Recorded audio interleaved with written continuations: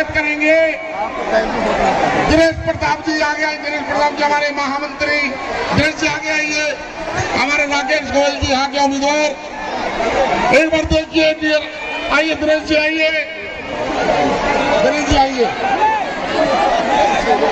लोग यो पूछेला कि निरहुआ का काम हम फिल्म बनावल तो निरहुआ राजनीति में क्या करे आ गए।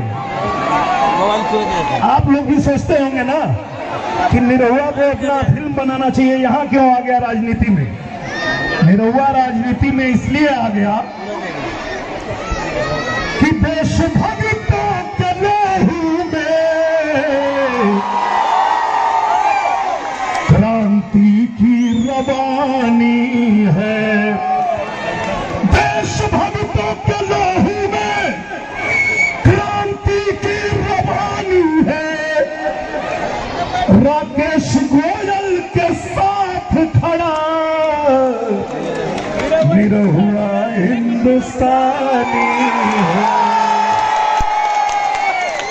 कोई समझता होगा अपने आप को कि वो यादव है, कोई ब्राह्मण है, कोई ठाकुर है, लेकिन मैं समझता हूं कि मैं एक हिंदुस्तानी हूं। निरहुआ हिंदुस्तानी है और हिंदुस्तान के लिए आपको आज ये जानना जरूरी है। फिल्म में तो मैं बहुत डायलॉग बोलता हूं, 2 डायलॉग आज और सुना।